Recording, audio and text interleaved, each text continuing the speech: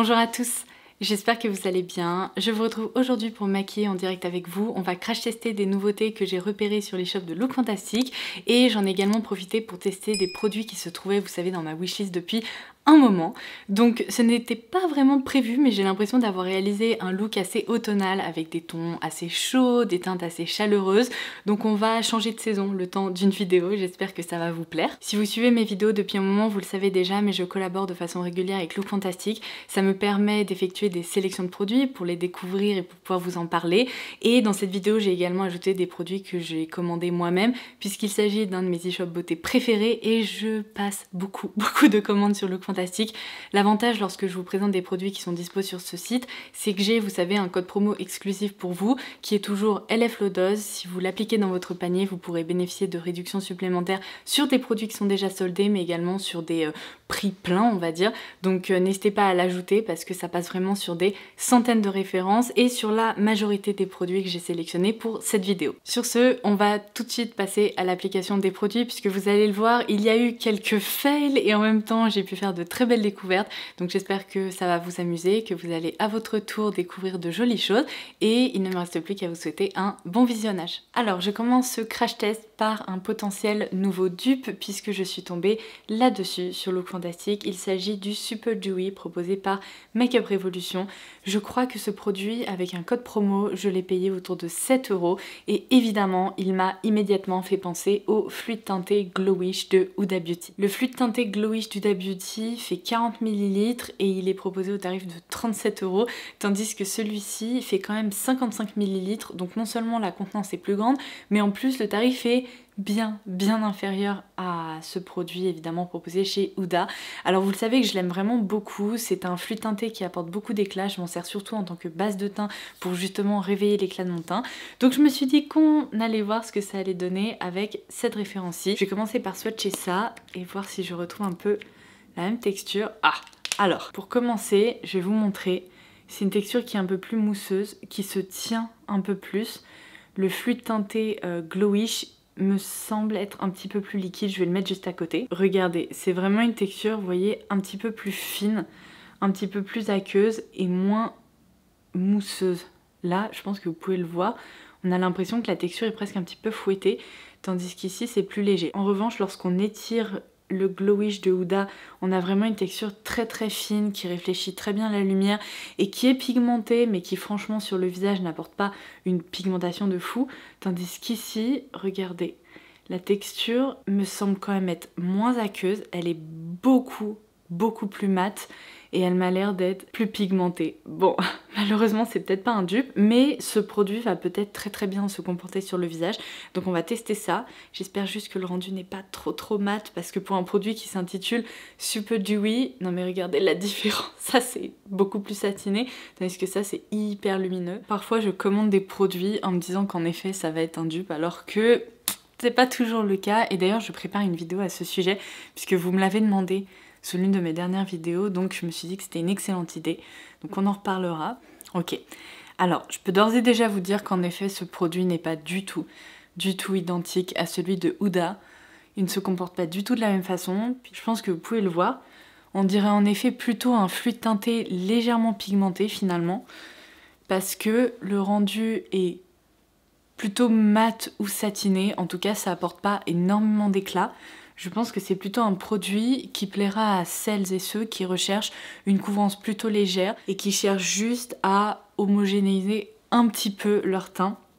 C'est pas un fond de teint, c'est vraiment un produit légèrement teinté. Bon, la pigmentation n'est franchement pas exceptionnelle, donc je vais en réappliquer. Regardez, je pense que vous pouvez le voir. Quand on commence à construire la matière et à en réappliquer, les couches ne se fondent pas super bien, puisque autant là avec une couche fine ça va, pas de problème, autant quand je commence à en réappliquer, en fait ça marque un peu et on a l'impression que la texture a plus de mal en fait à pénétrer et à se répartir. Ça se voit particulièrement ici, au niveau de mon nez, de mes ailes du nez. Je vous rapproche un petit peu plus pour vous montrer. Ce produit marque quand même vachement. J'ai beaucoup de mal en fait à le faire se poser. Il veut bouger, donc j'ai beau essayer comme ça de le travailler. Ouais, On commence malheureusement par un produit qui n'est pas fait pour moi. Dites-moi si vous l'avez testé en commentaire, si vous avez un autre type de peau. Moi j'ai la peau plutôt sèche à déshydrater, mais là, nope. Je passe au prochain produit. Alors, j'ai retravaillé mon teint comme d'habitude puisque j'étais malheureusement pas satisfaite du rendu du produit Make Up Revolution. Donc je vous listerai les produits que j'ai utilisés en barre d'infos comme d'habitude. Mais on va passer aux produits que j'avais le plus hâte d'appliquer avec vous. J'ai tellement hâte de vous montrer ça. Puisque si vous suivez mes vidéos depuis des années, vous le savez, mais j'aime à la folie d'amour les blushs Cheek Pops de Clinique. Je suis allée chercher ma collection dans mes tiroirs de maquillage puisque je voulais absolument vous les remontrer si par hasard vous ne les connaissez pas encore. Il s'agit de blushs qui sont sublimes, mais vraiment sublimes. C'est-à-dire qu'on retrouve un motif fleuri comme ça, c'est une marguerite il me semble, ou une pâquerette, ou je sais pas. Mais en tout cas, tous ces blushs sont magnifiques puisqu'ils sont hyper naturels en fait, ils ont un rendu hyper velouté, ils se travaillent super bien, il y en a certains que j'ai vraiment beaucoup utilisé et j'étais très triste parce qu'en fait cette gamme n'a pas vraiment été élargie en Europe. Il y a de nouvelles teintes et je crois même de nouveaux motifs qui sont sortis sur le marché asiatique. Je les attendais avec impatience et malheureusement j'ai jamais réussi à les retrouver en France. Et là, en me baladant sur Look Fantastic, j'ai vu que non seulement les Cheek Pop classiques étaient en train d'arriver, mais en plus j'ai vu qu'ils venaient de lancer une nouvelle gamme. J'étais comme une dingue parce qu'en plus ça correspond tout à fait à ce que j'apprécie en matière de blush. Il s'agit de la nouvelle gamme des Cheek Pop Pearl, donc les blushs lumière. Alors Look Fantastic m'en a envoyé deux, j'en ai déjà recommandé un parce que c'était une teinte que je voulais absolument, donc là j'attends qu'il arrive, donc on en reparlera peut-être aussi plus tard, mais je vais en tout cas pouvoir vous en swatcher deux aujourd'hui. J'ai opté pour la teinte Ruby Pop qui est la teinte numéro 5 ainsi que la teinte Topaz Pop qui est la teinte numéro 2. Alors j'ai trop hâte de les ouvrir, on va faire ça ensemble. Oh waouh, oh my god, c'est satiné contrairement aux autres, c'est magnifique. Alors on retrouve exactement ce même motif, mais je pense que vous pouvez le voir, ça m'a l'air d'être beaucoup plus lumineux. Et donc la teinte Topaz Pop, oh cette teinte est sublime. Regardez en plus là pour l'automne-hiver, ça m'a l'air d'être absolument incroyable. Elle est peut-être un petit peu moins lumineuse, quoique il y a quand même de jolis reflets à l'intérieur, donc je suis trop contente parce que ce sont des produits qui sont hyper nostalgiques pour moi, je les ai toujours adorés. Donc qu'est-ce qu'on va appliquer aujourd'hui? Alors déjà je vais vous les swatcher et ça va me permettre de me décider pour aujourd'hui. C'est une texture extraordinaire parce qu'en fait on a beau mettre le doigt ou le pinceau dedans, on a l'impression de ne pas prélever de matière. Ils sont hyper fins.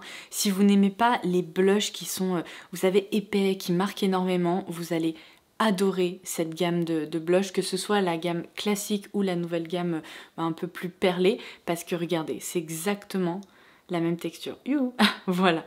Ça joue un petit peu sur la transparence. Les couleurs pourraient faire un petit peu peur comme ça, alors que lorsqu'on commence à les travailler sur la peau, eh bien c'est d'une finesse mais sensationnelle quoi. Alors les deux teintes sont sublimes. Je pense que celle-ci donne un peu plus un effet bonne mine, donc la Ruby Pop, tandis que celle-ci est un peu plus neutre. Avec mon pull aujourd'hui, je pense que je vais opter pour la teinte un petit peu plus neutre, mais vous inquiétez pas, on les appliquera, en tout cas les autres teintes, on continuera à les appliquer dans d'autres vidéos. Oh là là, il m'avait manqué, regardez, moi ça se travaille en 2 temps de 3 mouvements. Je fais juste ça, et ça apporte une superbe couleur, ça rehausse le teint. Vraiment, ces petits blushs font partie de mes préférés depuis des années. Je pense d'ailleurs qu'on s'accordera sur le fait qu'il s'agit de la couleur parfaite pour ma tenue aujourd'hui. C'est sublime. Il y a un côté un peu beige qui rappelle un peu justement les sous-tons un peu plus chauds, un peu plus ocre de mon pull. Mais c'est naturel, c'est magnifique. Et alors pour le coup, le côté satiné, un peu perlé est très réussi parce que ça ne brille pas du tout, il n'y a pas de paillettes. C'est juste que ça reproduit la texture naturelle de la peau. Donc je trouve pas que ce soit particulièrement highlighté. C'est vraiment un fini de blush un peu lumineux, effet bonne mine comme je les aime. Alors ça, je valide évidemment sans surprise. Et d'ailleurs évidemment je vous laisserai les références dont je vous ai parlé en barre d'infos ci-dessous. Mon code promo fonctionne sur ces blushs puisque en commandant l'autre teinte j'ai bénéficié d'une réduction. Et je crois que dans cette nouvelle gamme il doit y avoir 6 teintes qui sont proposées. Alors ça va être la revanche de Makeup Revolution puisque j'ai un deuxième produit, en tout cas une deuxième nouveauté à tester. Il s'agit du Bright Light Highlighter. J'ai opté pour la teinte Strobe Champagne qui est la teinte la plus claire et la plus neutre. Je me suis dit que ça serait potentiellement la teinte idéale pour moi. Alors malheureusement le flûte teinté ça n'a pas fonctionné. On va voir ce que ça donne avec cet highlighter. Il faut qu'on arrive à faire sortir le produit. Il est toujours pas sorti. Ah ça y est. Le voilà. Voici comment il se présente. C'est pareil, c'est un produit qui coûte vraiment pas très très cher. En même temps, Makeup Revolution, c'est une marque qui propose des produits à petit prix. C'est sublime, mais sublime. Ça me rappelle là, comme ça, avec un premier swatch, la Beauty Wand de Charlotte Tilbury. On retrouve en fait tout à fait cette finesse dans la texture, avec ce côté ultra lumineux qui réfléchit très très bien la lumière, mais sans aucun effet de matière. C'est trop beau. Et alors j'espère que vous allez pouvoir le voir là comme ça à l'écran, parce que c'est pas évident de réussir à capturer justement parfois les finesses des textures. Mais regardez-moi ça. Oh mon dieu, mais c'est incroyable. Et alors il y a vraiment un aspect très perlé, un peu métallique, mais si ça ressemble à la texture de la Beauty Wand, j'imagine que ça va s'estomper et on va pouvoir justement moduler un petit peu l'intensité.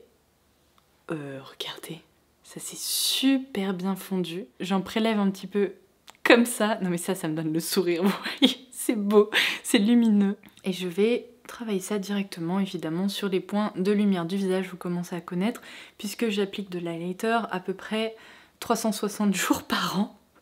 Et je vous montre l'application dès que je le peux. Alors, ça commence très très bien, puisque la matière se fond très rapidement et ça casse complètement ce côté métallique, c'est-à-dire qu'en travaillant la matière comme ça en fine couche, on a juste un effet lumineux, naturel, qui n'est pas trop intense. J'imagine que si j'en reprends et si j'en réapplique, ça va permettre de créer un effet justement un peu plus voyant, un peu plus intense, qui va encore plus réfléchir la lumière. Ouais, c'est vraiment un produit modulable. Écoutez, je trouve que vraiment en termes de texture, on est assez proche de la Beauty Wand justement de Charlotte Tilbury. Le fini est assez similaire, en tout cas lorsqu'on commence à cumuler un petit peu les couches. Là vous voyez, au bout de 2 couches, j'ai quand même l'impression de retrouver un fini assez proche. Peut-être que la texture n'est pas tout à fait aussi soyeuse, parce que c'est vrai que la Beauty Wand est vraiment hyper fine, c'est vraiment une texture assez exceptionnelle, un peu difficile à décrire. Là je dirais que c'est peut-être un tout petit peu plus collant, ou en tout cas je le sens un petit peu plus sous le doigt, mais par contre si je touche comme ça, vous voyez là c'est en train de se fixer, ça colle pas, il n'y a pas d'effet de matière, donc je pense que ça va être agréable à porter. En tout cas là je suis très très contente du rendu, c'est très joli et ça n'a absolument pas soulevé les produits que j'ai appliqués en dessous. Oh là, il y en a trop. Ça passe même le test du nez un petit peu compliqué chez moi, hein. Vous l'avez remarqué, parfois ça marque vachement, et là, c'est pas le cas. Et bien écoutez, je peux dire que ma première impression de ce produit est extrêmement positive.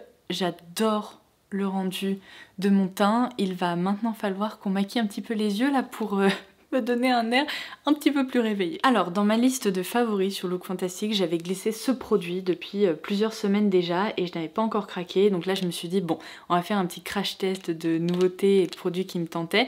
Donc, je l'ai commandé. Il s'agit du Sparkling Lid Quid Eyeshadow de chez The Balm. Ça fait à peu près une éternité que j'ai pas testé de produit The Balm. Et c'est ici la teinte Irish Coffee, puisque je me suis dit que ça allait être une teinte peut-être un peu plus soutenue et en même temps qui va être très jolie pour le quotidien. C'est waouh, ça a l'air trop trop beau. C'est une couleur assez riche comme ça, qui ressemble vraiment à de l'Irish Coffee. Donc évidemment la fan de fard à paupières liquide lumineux que je suis se devait de tester ça. Donc je vais l'appliquer juste ici.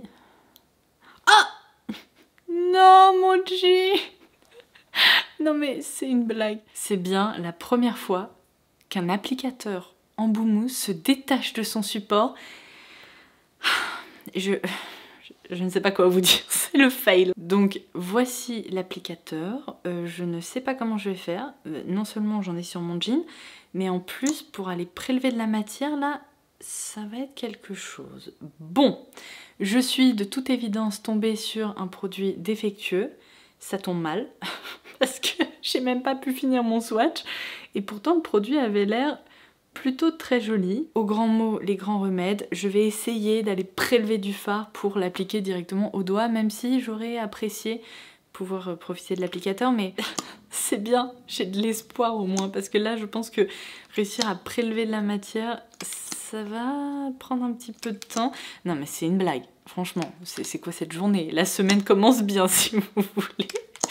Oh boy. Hier j'ai quand même réussi à vous publier une story sur Insta puisque ce week-end on était à Aix-en-Provence pour voir les grands-parents de mon chéri. J'ai quand même réussi à vous dire que l'hôtel datait du 22e siècle. Non mais au secours. Et vous avez été plusieurs à me dire Laura, qu'est-ce que tu racontes? Évidemment je voulais parler du 12e siècle, mais du coup j'ai été obligée de faire une story pour me corriger en vous disant que j'avais visiblement pas besoin d'un week-end mais de vacances. Non mais n'importe quoi.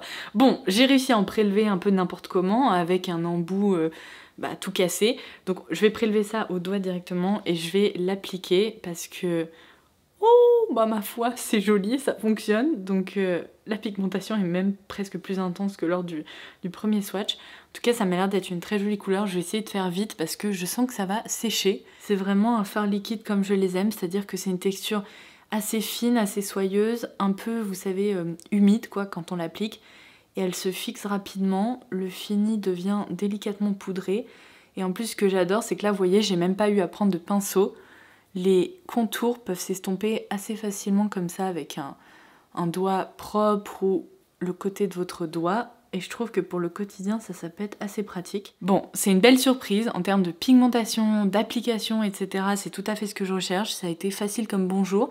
Et pourtant, le rendu est vraiment très sympa. Je pense que je pourrais même construire un petit peu l'intensité et rajouter des pigments en continuant à en appliquer. Mais le rendu sur les paupières est vraiment très agréable parce que ça ne se sent pas. Donc, si en effet j'avais réussi à conserver l'embout mousse, je lui aurais mis 10 sur 10 là comme ça en première impression. Je pense que je vais être obligée d'en recommander un si j'ai envie de pouvoir m'en servir un peu plus facilement au quotidien. Parce que là, clairement, il y a eu un problème avec le packaging. Ce sont des choses qui arrivent, mais j'ai l'impression que ça m'arrive surtout à moi. C'est ça qui est fou. Je vous montre le rendu d'un peu plus près. Mais on a presque l'impression que j'ai appliqué, vous savez, un fard plus foncé à l'extérieur et puis un fard un peu plus lumineux comme ça au centre de la paupière, alors que ce n'est pas le cas. Alors je vais appliquer mon trait de liner comme d'habitude et on va tester un nouveau mascara pour ce début d'année 2022 puisque je vous ai beaucoup parlé de la nouveauté proposée par Maybelline. Et je vais cette fois-ci tester la nouveauté proposée par L'Oréal Paris. C'est, vous savez, dans la gamme Volume Million Lashes, ils ont lancé la référence Baume Noir. Et en termes de brosse, eh bien il s'agit d'une brosse avec des petits picots plastiques. Vous savez très bien que habituellement c'est pas ce que je préfère, mais sachant que j'ai eu de belles surprises avec certaines brosses de ce type-là ces derniers temps, eh bien ça me donne envie de sortir un peu de ma zone de confort et de tester d'autres références, d'autant plus que ce mascara-ci fait quand même pas mal parler de lui. Donc on va voir ce que ça donne, les picots ont l'air vraiment très très fins, assez souple comme ça je dirais, donc j'espère que ça ne va pas me piquer la muqueuse. Et d'ailleurs je voulais juste vous préciser que il y a à peu près un mois j'ai commencé à me servir d'un sérum pour les cils, et ce qui est complètement fou c'est que sous mes dernières vidéos vous êtes assez nombreux et nombreuses à me demander ce que je fais à mes cils parce que visiblement ils sont plus long même sans mascara, et lorsque je crash teste des mascaras avec vous, vous me dites mais waouh quoi, t'as jamais eu cette longueur de cils. Donc visiblement le sérum y est pour quelque chose. Du coup j'ai pas encore de retour d'expérience à vous faire parce que ça ne fait pas 3 mois ou 4 mois que je me sers de ce sérum, et généralement il faut quand même s'en servir plusieurs mois pour voir des effets de façon définitive. Enfin, de façon définitive c'est un grand mot parce que vous devez toujours vous en servir en cure de rappel, etc. si vous ne voulez pas perdre l'effet obtenu grâce au sérum. Mais en tout cas, on conseille généralement de s'en servir pendant plusieurs semaines pour voir des résultats un peu plus impressionnants. Et là, je pense que je m'en sers pas depuis suffisamment longtemps, mais ne serait-ce qu'en un mois, eh bien, je constate quand même des effets, et vous aussi. Donc je me suis dit que j'allais vous préciser que je suis actuellement en train de tester cette petite chose. Il s'agit du sérum Grande Lash dont j'avais entendu parler sur pas mal de chaînes américaines, et écoutez, j'ai l'impression que ça fonctionne plutôt bien sur moi, donc bougez pas, j'applique mon eyeliner et on va passer à l'application du mascara. J'utilise toujours l'eyeliner Black Magic de Aiko que je trouve exceptionnel, que j'aime vraiment beaucoup.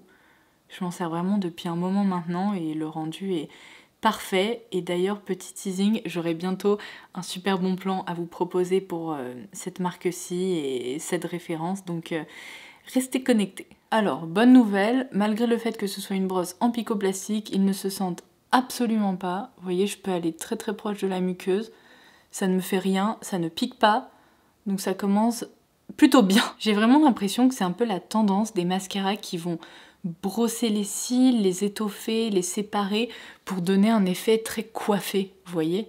J'ai l'impression de croiser un petit peu moins de mascara volume là dans les nouveautés qui sortent. J'ai un chat dans la gorge. J'étais en train de perdre ma voix et du coup je vous disais que oui, dans les nouveautés, j'ai l'impression qu'il y a un petit peu moins de mascara volume, etc. Que ce sont plus des mascaras longueur qui viennent en effet vraiment coiffer et étoffer les cils. Et là, j'ai l'impression que c'est de nouveau un mascara dans cette catégorie-là. Bon, et bien écoutez, je pense qu'on va tous s'accorder sur le fait que c'est pas un mascara avec un effet dramatique, ultra intense et tout ça. Par contre, pour le quotidien, il est quand même assez joli. Parce que si vous aimez discipliner vos cils et vraiment travailler la matière de façon à les allonger, à les séparer, etc., je pense qu'il pourrait vous plaire ce mascara. Il est agréable à l'application, il est pas sec, la brosse ne fait pas mal.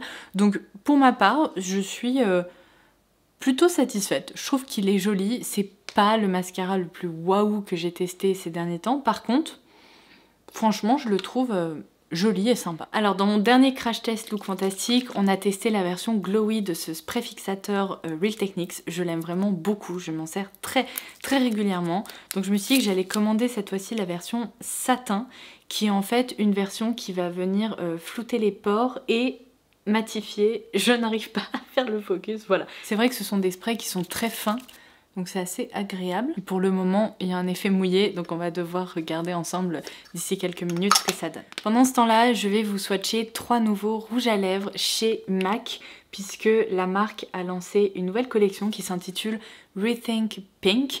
Et donc, comme le nom de la collection l'indique, ils ont repensé des teintes de rose. Sauf que j'ai été très surprise parce que j'ai l'impression qu'il y a des roses un peu mutées, un peu plus taupe, un peu plus au burn, etc. Et donc j'ai opté pour les 3 teintes qui me semblaient être les plus intéressantes et qui pourraient le plus me convenir pour le quotidien. Donc il y a la teinte, je vais commencer par celle-ci, 130 Spill the Tea. Ensuite, il y a la teinte 666 Sweet Dill et enfin 668 Forever Curious. Donc je vais vous montrer ce que ça donne sur le dos de ma main et je vais voir pour quelle teinte je vais opter aujourd'hui. Alors c'est fou parce qu'on voit vraiment la différence de fini. Donc juste ici on a le fini Amplified qui est un peu plus lumineux, je pense que vous pourrez peut-être le voir. C'est un fini un peu plus crème tandis que ces deux-là sont mat. Et c'est très sympa de voir que bien ce sont pas des teintes roses classiques quoi. Pour moi ce sont un peu presque des teintes nude revisitées, en tout cas un peu plus soutenues, qui sont très jolies. Alors pour quelle teinte je vais opter aujourd'hui, je pense que ça va se jouer entre ces deux-là. Celle-ci est peut-être justement un peu trop rouge-rose pour mon maquillage et pour ma tenue. Celle-ci, elle est quand même un peu plus mauve, tandis que celle-ci, elle est très jolie. Je voulais tester un lipstick plutôt mat, mais là, en voyant cette couleur, je me dis que ça pourrait être parfait avec les reflets dans le fard à paupières et mon pull, donc on va partir sur cette couleur-ci, c'est la teinte Spill the Tea. La pigmentation est définitivement au rendez-vous. Ce sont pas des rouges à lèvres qui jouent sur la transparence. Eh bien écoutez, je sais pas ce que vous en pensez, mais j'ai vraiment l'impression d'avoir opté pour la couleur parfaite pour le maquillage du jour. Je suis très satisfaite du rendu malgré quelques petites déceptions et quelques fails durant ce crash test. Le rendu est vraiment très joli.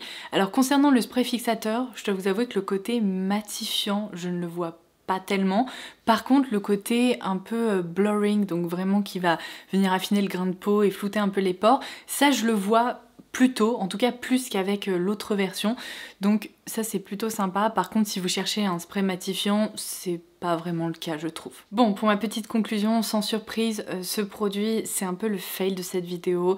Je lui trouve pas grand intérêt, je dois vous avouer, donc je pense que c'est potentiellement le produit dont je me resservirai le moins. Concernant ces nouvelles teintes de rouge à lèvres MAC, je dois vous avouer que j'ai vraiment hâte de porter les finis mat puisque c'est le fini que je préfère dans les rouges à lèvres qu'ils proposent, puisque ce fini Amplified crème, ah en plus je vous ai dit que c'était Amplified mais c'est Amplified crème, j'ai l'impression que si vous voulez il se fixe pas vraiment, donc il est potentiellement un peu dangereux quoi. Si je fais des mouvements un petit peu trop brusques, j'ai l'impression que la couleur pourrait se transférer un peu partout, donc je me sens un petit peu moins sécurisé, vous voyez, avec un fini comme ça très crémeux. J'ai l'impression que je vais pouvoir m'en mettre là sur le menton ou sur les dents, donc je suis constamment en train de vérifier et ça va. Pour le moment j'en ai pas, mais en tout cas même si la couleur est vraiment sublime, c'est pas le fini que je préfère, donc j'ai vraiment hâte de me servir des finis mat, mais bon, c'est vraiment joli quand même. Évidemment, sans surprise, les produits que j'ai le plus hâte de ressortir et d'utiliser tous les jours, ce sont les nouveaux Chic Pop Pearl de chez Clinique. Ils sont sublimes à observer et si ça continue comme ça, je pense que je vais finir par commander toutes les teintes. Cet highlighter, ça a été une très belle surprise puisque je trouve que le rendu est sublime. Il est très très fin, soyeux et j'ai presque l'impression de me trouver face à un produit de luxe en termes de texture. Donc ça, c'est vraiment très sympa. Bon, le fard à paupières, même s'il est très joli, j'espère que ce n'est pas un défaut qu'on va retrouver dans toutes les teintes et sur tous les produits parce que c'est clair que sans applicateur mousse, bah, ça va être un petit peu compliqué. Hein. Donc je pense que je recommanderais soit cette teinte-ci, soit une autre pour vous en reparler. Et enfin, le mascara Baume Noir de L'Oréal. Bah écoutez, il est vraiment sympa, à voir comment il évolue en cours de journée, mais j'ai l'impression qu'en tout cas, il ne va faire aucune chute, il n'y a pas de paquet, il ne se sent pas. Franchement, j'ai pas du tout l'impression de porter du mascara. Et ça, c'est plutôt un très bon point. Sur ce, je vous embrasse, j'espère que vous aurez passé un excellent moment en ma compagnie et on se retrouve très très vite. Bye bye!